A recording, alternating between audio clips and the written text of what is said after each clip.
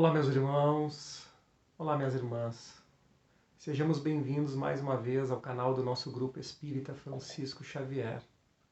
Vamos aproveitar os nossos conteúdos, os conteúdos que a nossa casa tem nos trazido com tanta alegria, as nossas postagens, os vídeos, as leituras, as reflexões, que possamos participar, que possamos curtir essas postagens, compartilhar, levarmos até adiante, né, esses conteúdos tão importantes para todos nós, nesses dias em que nós estamos em isolamento social, distantes da nossa casa.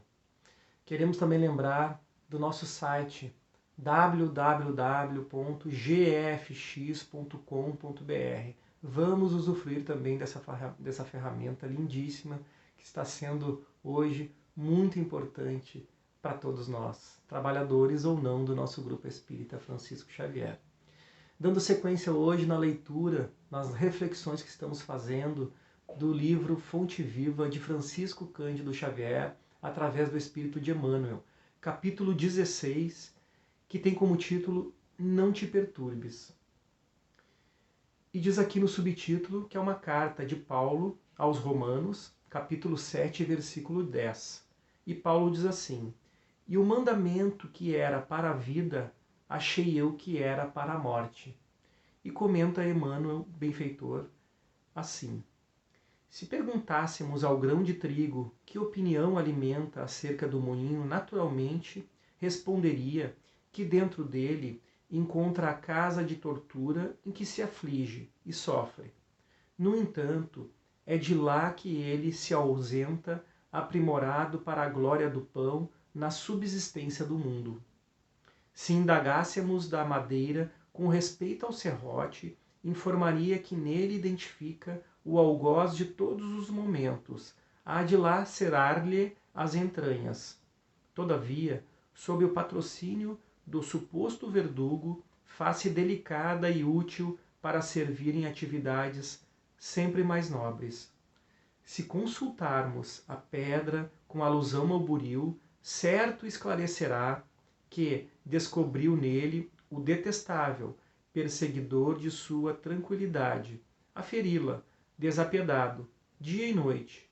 Entretanto, é dos golpes dele que ele eleva aos tesouros terrestres aperfeiçoada e brilhante. Assim a alma, assim a luta.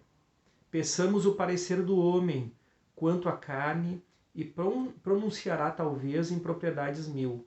Ouçamo-lo sobre a dor e registraremos velhos disparates verbais. Solicitemos-lhe que se externe com referência à dificuldade e derramará fel e pranto. Contudo, é imperioso reconhecer que do corpo disciplinado do sofrimento purificador e do obstáculo asfixiante, o espírito ressurge sempre mais aformoseado, mais robusto e mais esclarecido para a imortalidade. Não te perturbes, pois, diante da luta e observa. O que te parece derrota, muita vez é vitória. É o que te afigura em favor de tua morte, é contribuição para o teu engrandecimento na vida eterna. Aqui Emmanuel nos traz, né, meus amados, o quanto nós já nos equivocamos com a percepção dos acontecimentos da nossa existência. O quanto nós já erramos, né, ao nos precipitarmos numa avaliação nos nossos dias, nos acontecimentos da nossa vida, nos acontecimentos da nossa família, nos acontecimentos íntimos que têm nos tocado a nossa existência durante bastante tempo. Nós fizemos isso no passado, nos equivocamos nas avaliações das nossas vidas pretéritas e muitas vezes ainda nos equivocamos na nossa existência atual. De certo, nós não lembramos, né, das nossas dificuldades passageiras e passadas, mas lembramos dessa existência.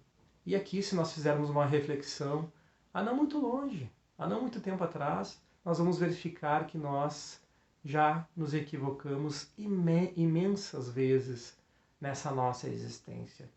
Por isso, Emmanuel nos lembra que muitas vezes, meus amados, nos nossos acontecimentos, nas coisas que ressurgem na nossa vida, diariamente, nós muitas vezes não confiamos em Deus e não confiamos em nós.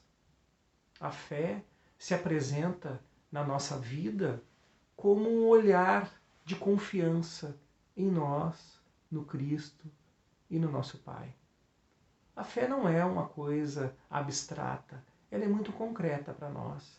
Porque se nós confiarmos em qual o nosso papel diante da nossa vida, qual o nosso papel diante dessa existência, existência é essa que nós estamos sendo avaliados diuturnamente por nós mesmos. Nós é que avaliamos as nossas ações, aquilo tudo que nós estamos fazendo durante os nossos dias, aquilo tudo que nós estamos realizando dentro do nosso ambiente íntimo e dentro daqueles irmãos que convivem conosco. O olhar sobre esses acontecimentos, a avaliação vai ser feita por nós mesmos, dentro das nossas consciências. É como diz Paulo de Tarso aos Romanos. A partir do momento que ele cruza com o Cristo na estrada de Damasco, o olhar dele sobre a vida e a morte muda. O olhar dele sobre as leis divinas que ele achava que era para a morte, são para a vida. Ele começa a prestar atenção na sua existência atual e o que ele poderia fazer ainda para tentar mudar o quadro em que ele estava inserido antes de ser Paulo de Tarso. Porque quando Saulo, como membro do Sinédrio, doutor da lei, ele observava as leis divinas com um rigor diferente de quando ele observava depois de conhecer o Cristo. Com muito mais amor, com muito mais brandura, mas com uma força íntima, mas com uma força do seu espírito. Ele lutou imensamente por todos nós. Lutou por ele, Paulo, lutou pelo Cristo para levar adiante a boa nova, mas lutou por todos nós, por nos trazer essas mensagens lindíssimas que hoje nós podemos usufruir, meus amados. Por nos trazer a lembrança de que o Cristo sim é o nosso caminho. Paulo, enquanto pregava, era açoitado logo depois. Paulo, depois que pregava, muitas vezes era preso. Paulo, depois que pregava, era xingado e era, muitas vezes, meus irmãos, dependendo das cidades a qual ele estava presente, ele era expulso. Então, insistiu na obra porque confiava no que estava fazendo. Que nós possamos confiar no Cristo, confiar na doutrina espírita, que nós possamos confiar em nós e olhar a vida, olhar os acontecimentos da nossa existência com um olhar positivo, com a vitória, certamente, como nos diz Emmanuel aqui nesse texto lindíssimo. Muito obrigado, meus irmãos, por mais esses instantes primorosos para todos nós. Até o nosso próximo encontro. Fiquem com Deus.